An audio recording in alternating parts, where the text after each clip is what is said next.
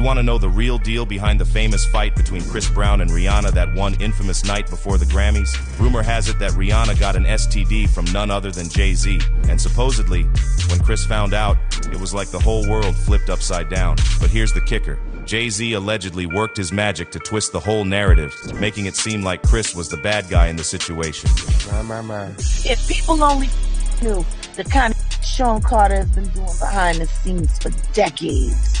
Chris and Rihanna were like the ultimate power duo in the music biz. With hit after hit topping the charts, they were unstoppable.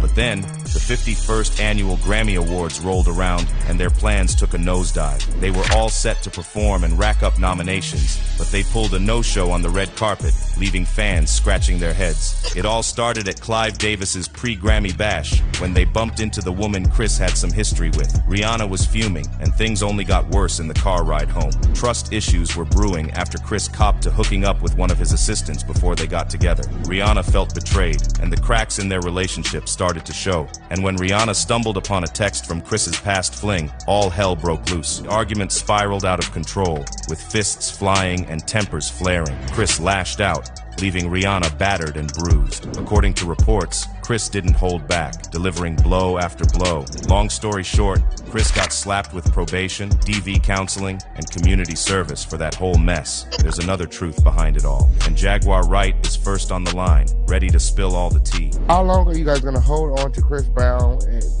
beating Rihanna? You know what I'm saying? I don't understand why people keep talking about that. It was forever ago. They were both very young, and he had just had his first herpes outbreak from her giving him the herpes. Ooh. Word on the street is that Chris Brown got all riled up after finding out Rihanna passed him an STD allegedly straight from the man himself, Jay-Z. And get this, the drama unfolded when Chris confronted Riri about what she did with him. But she was in there giving that nigga a blow in the coat closet when Chris Brown came in. He said, "You always sucking something." Next thing you know, they're duking it out in the Lambo, with Rihanna throwing hands for embarrassing her and Chris hitting back. She gets in the car and started fighting on him because he embarrassed her for calling her a sucker and saying in front of everybody that she gave him the herpes. See, Beyonce allegedly always had a beef with Rihanna over that whole sitch, because let's be real. Back in 2005, Rihanna's Pon de Replay caught Jay-Z's ear, fresh off his throne as CEO of Def Jam. Riri auditions, blows everyone away, and allegedly Jay-Z pulls some moves, making sure she gets signed right away. Now, working with Jay-Z, that's like hitting the jackpot for any up-and-comer, and Riri was living the dream. But little did she know, things were about to get real messy. But how old was Rihanna when she signed with Def Jam? Especially if he's really cozying up to her when she's so fresh in the game. Now, Rihanna was only 14, 15 when he started her and signed to the Def Jam. It's clear to say that the herpes that she had came from the person she had been most involved with, and that was Sean Carter. Jaguar is saying it's all part of some grand scheme to set Chris up and make him look like the villain. And that's because Jay-Z worked so hard to change the narrative of that night.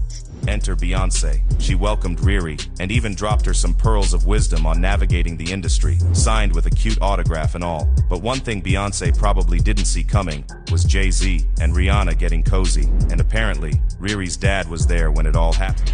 If people only knew that Rihanna's father was right down the hall when she was in the conference room, Jay-Z for that $500,000 deal, and he got that check cut. Rihanna's publicists were in full crisis mode, spinning tales left and right to save her rep. They even admitted to cooking up the affair rumors to boost Riri's career. And Chris Brown, he got caught up in the crossfire, having his first herpes scare from Rihanna, who just happened to be mixed up with Jay-Z. Some say it was all part of a grand plan to sweep Jay's dirt under the rug.